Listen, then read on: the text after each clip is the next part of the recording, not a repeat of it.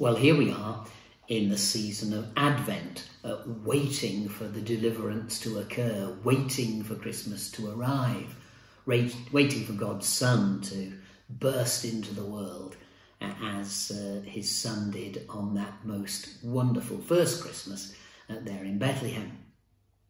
So the theme today is about safety in waiting.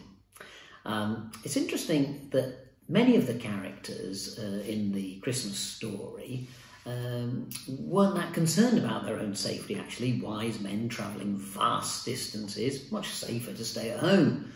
Mary and Joseph would have been much safer staying up in the Galilee region of Israel, but no, because of the census they have to make their way 80 odd miles, perhaps with her riding on a donkey, certainly heavily pregnant. That cannot have been an easy journey. So they didn't feel very safe, I would have thought. Travel in the ancient world was always risky business. Remember the story of the Good Samaritan, from Jerusalem down to Jericho, and robbers and so on. And the reason that story was so familiar to people of the day was that being mugged outside the cities, in the countryside, was a regular occurrence. Things weren't safe, particularly at night. So I thought it was an easy journey for Mary and Joseph, and I think safety would probably be on their mind. Safety for themselves from robbers on the journey from the north to the south, and safety when they arrive somewhere for the baby to be born that's at least half decent, clean, not necessarily comfortable, but safe place for the child.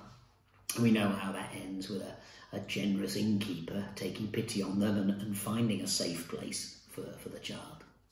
One of the issues in COVID-19 for many, many people, particularly the elderly, particularly those who are already not very well with various conditions, is a fearfulness about COVID, a worry that if they do get it, perhaps they'll be more than just slightly fluey, perhaps a bit short of breath and lose their sense of taste or smell, but they'll actually be seriously ill. And of course, no one wants that for themselves or for their loved ones. So there's a sense of fear everywhere. And I think too, for reflective Christians, there's a bunch of observations and questions. It's been a really horrible year for so many. So where's God in all of this? What's he thinking? What is it all about? So I'd like to recommend a couple of resources to you today. Hope you might find these things a bit helpful. If you order these booklets and read them and use them, perhaps into the new year, as things are in a great state of flux, people will be getting the vaccine, things will be moving quite quickly, and no doubt there'll be less restrictions at times, although more for a while, and so on. So here are the recommendations. Firstly, there's a Grove booklet in the Grove Ethics series, and it's called COVID-19, Where is God in All This?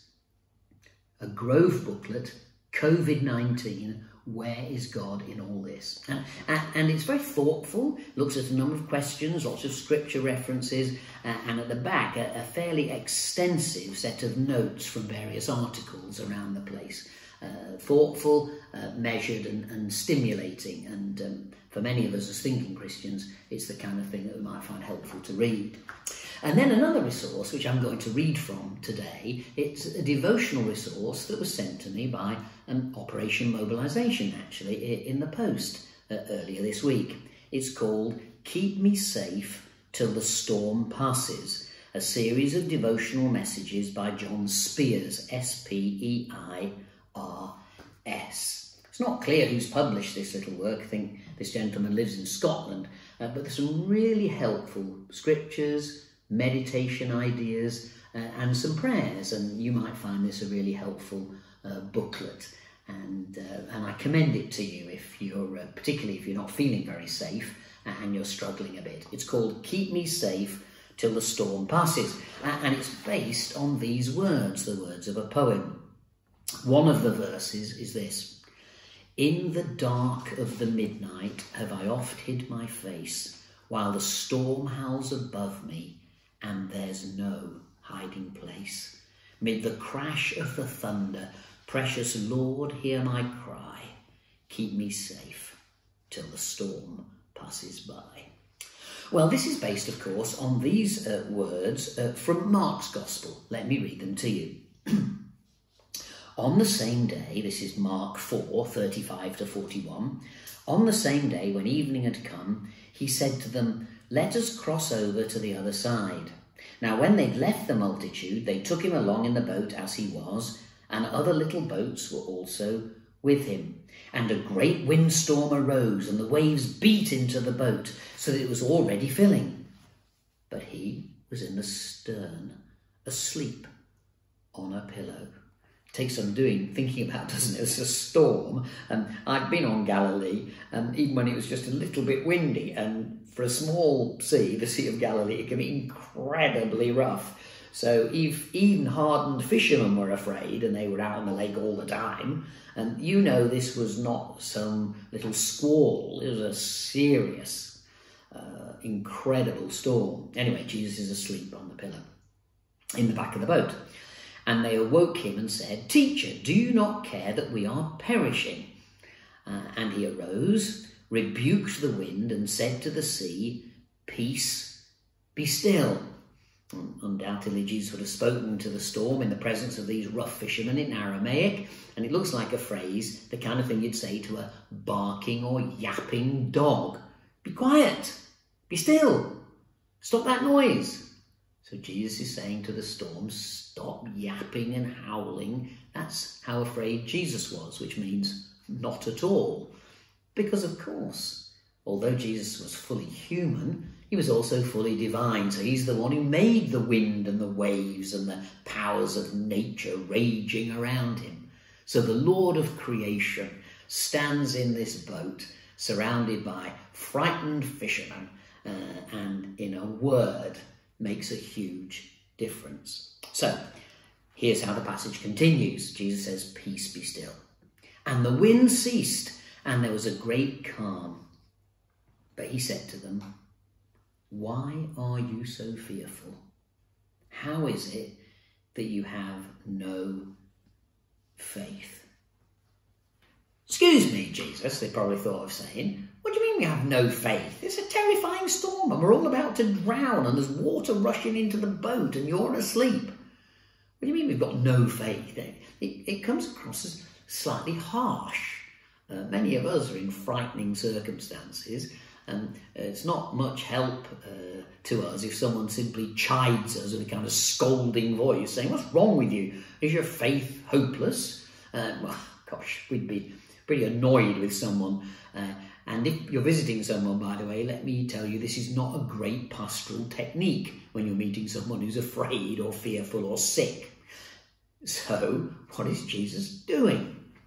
I think he's reminding them to have a completely different perspective, so that the domination of the elements, which was clear to them, is not the primary factor. You see, Jesus knows in practice what they only know in theory.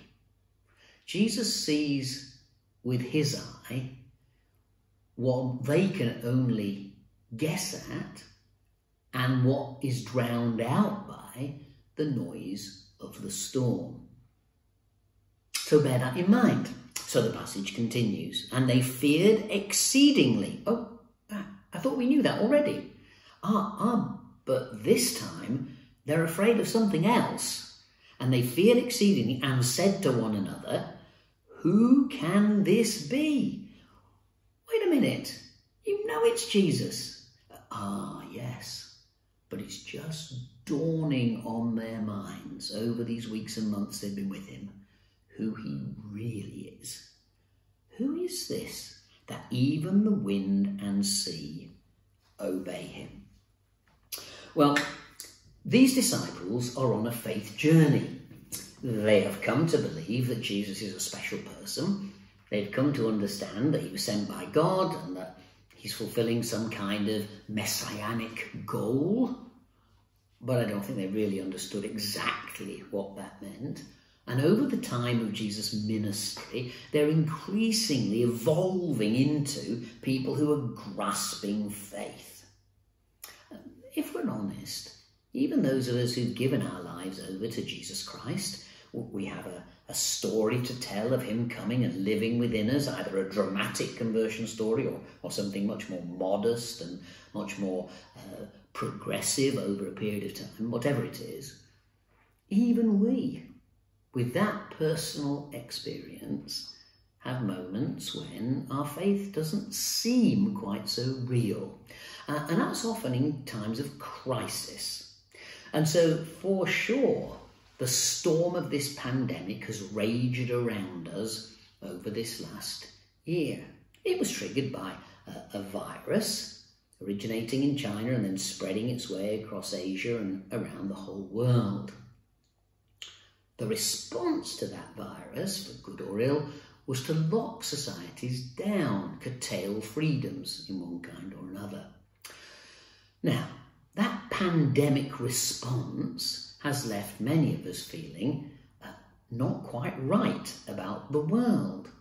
From people who are genuinely terrified to leave their homes, for people who've been victims of an undiagnosed condition because they're terrified to see their doctor or go to a hospital, people whose condition has got worse because it hasn't been treated, people who've lost their jobs, people who've been victims of domestic violence, whose mental health conditions have increased, and on and on and on, as we know. Maybe you have some of those things going on for you right now. Feels like a storm. And the pandemic, of course, has dominated the airwaves. You can't turn the TV on, you can't look at the internet, you can't read a newspaper without something about the virus hitting us.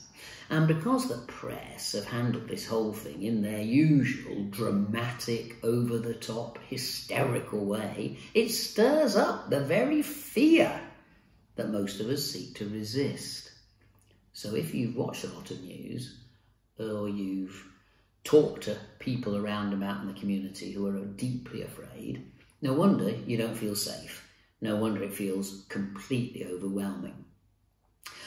And I think the pandemic is a bit like a storm. It howls around us. There seems no escape from it. The constant noise. And of course, because particularly the press, most aspects of it at least, hate good news and love bad news and celebrate it with great glee, every step, there are declining cases, but not everywhere. A vaccine is coming, but it may not do everybody any good, or it may not stop you transmitting it. They just love a crisis. Bad news sells papers and sells internet sites. So every day we're bombarded with bad news. And even when there's a little bit of good news, don't worry, it'll soon be overwhelmed by someone finding a bad downside to it. Let's face it. Every cloud doesn't have a silver lining as far as the media is concerned. It has a dark, foreboding cloud lining.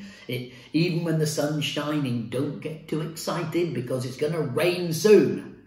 Oh gosh, it's wearisome. And that overwhelming sense of this pandemic can make us feel afraid, weary, and not safe at all.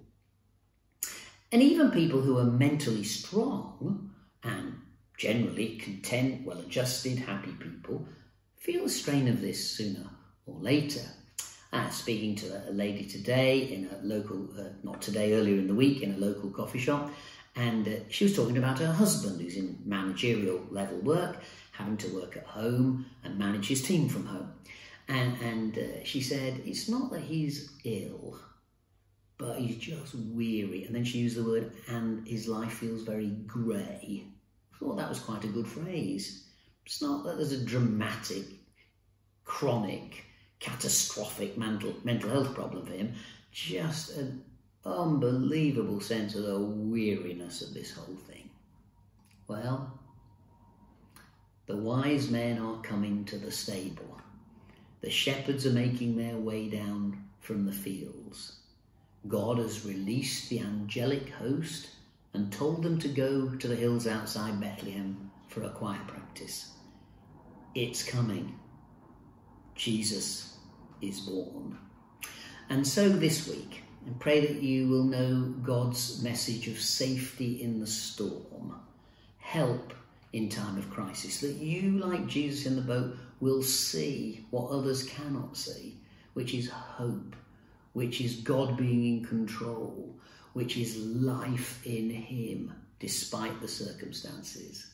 For many, only the howl and the breaking waves of the pandemic can be seen and heard.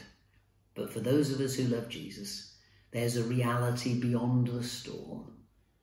It's difficult to see, even harder to feel, but God is in control. He loves us. The pandemic hasn't taken him by surprise. And in this Advent season, we rest safe in the arms of the one who promised a deliverer and sent one, and who will be with us to keep us in his safe and loving arms. God bless you.